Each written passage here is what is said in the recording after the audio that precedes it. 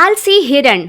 बहुत समय पहले चित्रकूट नाम का एक सुंदर सा जंगल था। हर तरफ हरियाली से, झील झरनों से, तरह तरह के पक्षी और जानवरों से भरा मनोहर जंगल था। उसी जंगल में चक्रतीर्थ नाम का एक तालाब था जो उस जंगल के जानवरों के लिए जीवनाधार था। वैसे तो जंगल का राजा शेर था, पर तालाब की सारी बागडोर हाथी के देखरेख में था। वहाँ किसी भी पक्षी या जानवर को किसी भी चीज की जरूरत पड़ती तो वे सभी हाथी के पास ही आते। एक दिन एक घोड़ा कहीं से दौड़ कर आया। हाँ तो अश्व, मैंने तुम्हें ये जानने के लिए भेजा था, अपने प्रांत में कहीं कोई समस्या तो नहीं? तुम भूल गए? नहीं गजराज, मैं उसी काम पर गया था।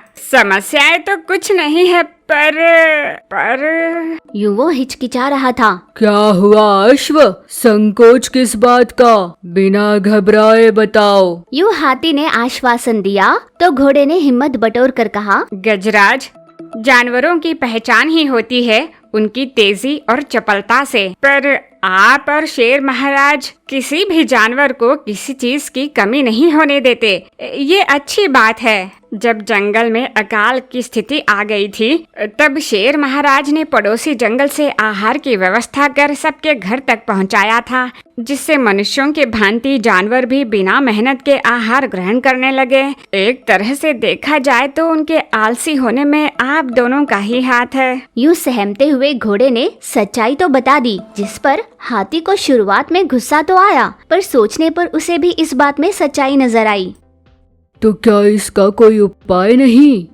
गजराज, एक उपाय तो है। घोड़े ने फुसफुसा कर हाथी के कान में कोई उपाय सुझाया जो हाथी को पसंद आया। अगले ही दिन पूरे जंगल में ढिंडोरा पिटवाया गया कि चक्रतीर्थ नदी के इर्द गिर्द रहने वाले सभी जानवर शाम में वहाँ पर हाजिर हो जाए। अगले दिन सभी जानवर तालाब के किनारे इकट्ठे हुए। हाथी उन सबके सामने खड़ा था।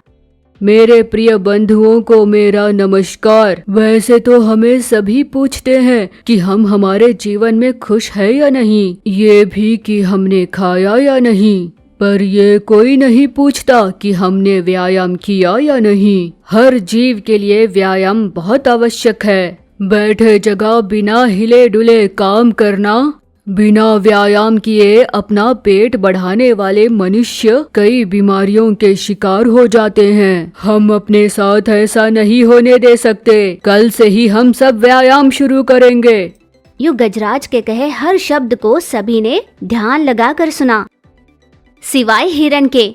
उसे इन सब में बिल्कुल भी दिलचस्पी नहीं थी। अगले ही दिन से हाथी के साथ सभी जानवरों ने व्यायाम शुरू कर लिया, पर हिरण आराम से सो जाया करता। हिरण का दोस्त खरगोश फुदकते फुदकते अपने दोस्त के पास चला गया।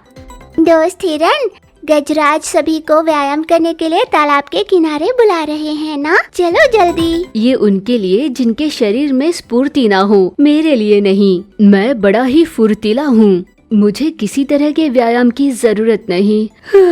मुझे नींद आ रही है, तुम जाओ। वो फिर से सो गया। खरगोश को इस बात का अंदाजा लग रहा था कि हिरण कितना आलसी हो रहा है। एक समय था मेरे पलक झपक कर खोलने से पहले ये भाग जाया करता था, पर अब देखो ये कितना आलसी हो गया है। मुझे मेरे दोस्त को बदलना होगा। ऐसा मन ही मन सोचकर खरगोश तालाब के किनारे चला गया। सभी जानवरों के व्यायाम कर चले जाने के बाद खरगोश को उसके सामने अकेला खड़ा देख हाथी ने हंसकर पूछा, क्या बात है खरगोश, कुछ कहना चाहते हो? गजराज, मैं आपसे अपने दोस्त के बारे में कुछ कहना चाहता हूँ।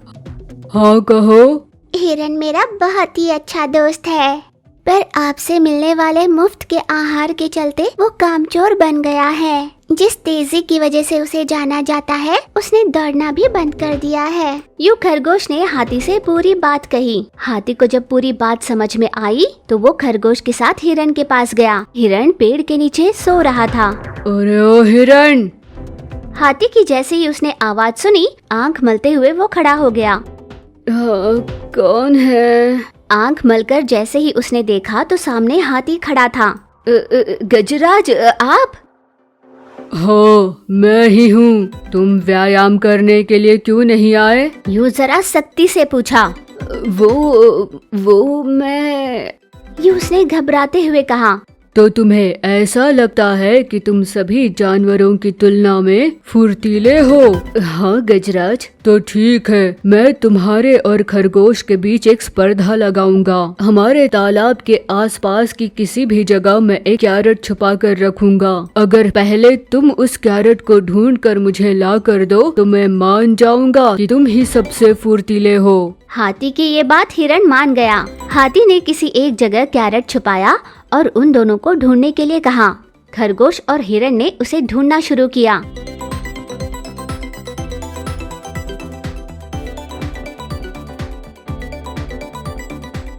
थोड़ी देर तक दौड़ लगाकर हिरण थक गया।